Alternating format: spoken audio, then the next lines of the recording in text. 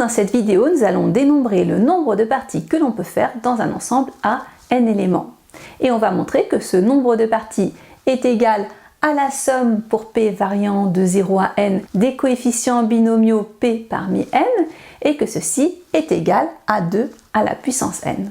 Pour cette démonstration, nous allons fonctionner en deux temps. Dans un premier temps, nous allons montrer que le nombre de parties est égal à la somme des coefficients binomiaux et dans un second temps, on montrera que le nombre de parties est égal à 2 puissance n, ce qui permettra d'en déduire cette égalité. Donc commençons donc par une première méthode qui permet d'obtenir les coefficients binomiaux. Alors comment on peut dénombrer le nombre de parties dans un ensemble? Eh bien, on peut simplement compter tout d'abord le nombre d'éléments possibles dans chacune des parties. Donc on a un ensemble à n éléments, il peut donc y avoir soit 0 élément dans cette partie, soit 1 élément, soit 2, etc. jusqu'à n-1 et n. Et on va compter combien il y a de parties de chaque type. À présent, on se demande combien il y a de parties à 0 élément dans un ensemble à n éléments. Eh bien, on sait par définition qu'il y a 0 parmi n parties qui comportent 0 élément. De même, les parties qui comportent 1 élément, il y en a 1 parmi n. Il s'agit en fait de la définition des coefficients binomiaux.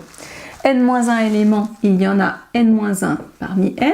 Et enfin, n éléments, il y en a n parmi n. Donc, nos parties sont formées soit de 0, soit de 1, soit de 2, etc.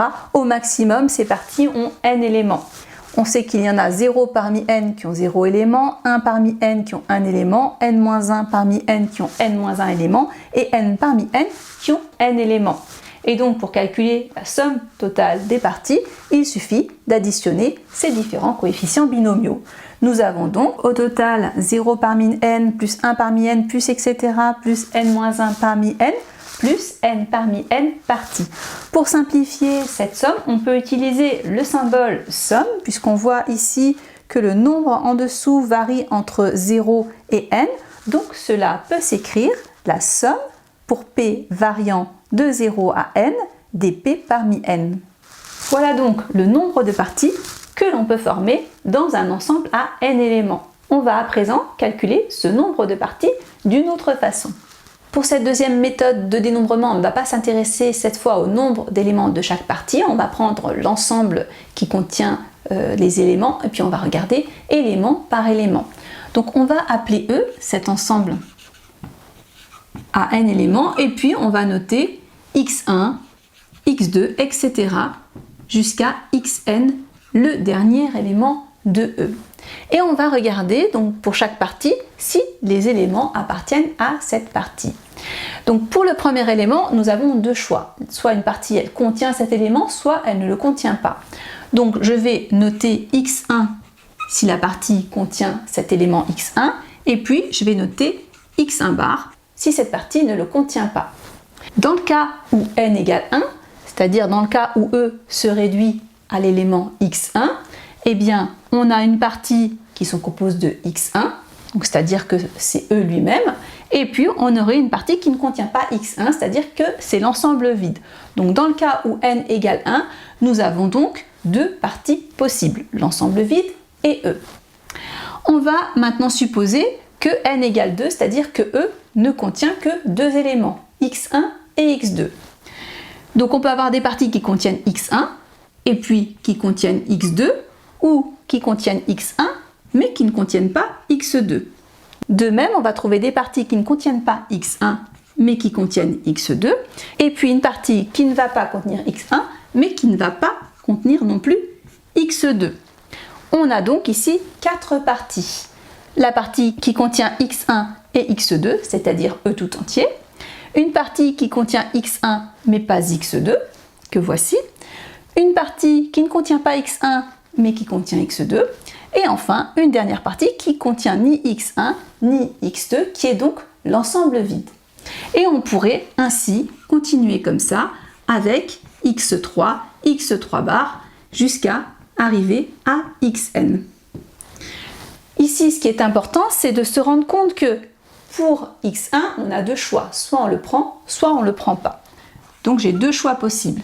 Pour chacun de ces choix, j'ai à chaque fois deux choix possibles. Pour x2 aussi, on le prend ou on ne le prend pas. Donc on multiplie ici par 2 les possibilités. Ici on avait 2 possibilités, et bien ici 2 fois 2 on a 4 possibilités. Et en remultipliant encore par 2 ici, ça ferait 8 possibilités, etc. jusqu'à arriver à l'élément xn où on aurait également 2 possibilités. Donc 2 possibilités pour x1, 2 pour x2, 2 pour x3, etc. 2 pour xn. Ici, nous avons n facteur 2. Donc ce produit est égal à 2 puissance n. C'est le nombre de parties que l'on peut former dans un ensemble à n éléments.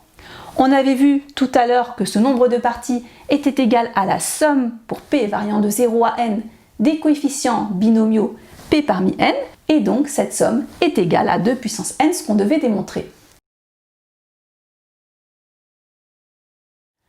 Dans cette vidéo, nous venons de démontrer que le nombre de parties que l'on peut faire dans un ensemble à n éléments est égal à 2 puissance n.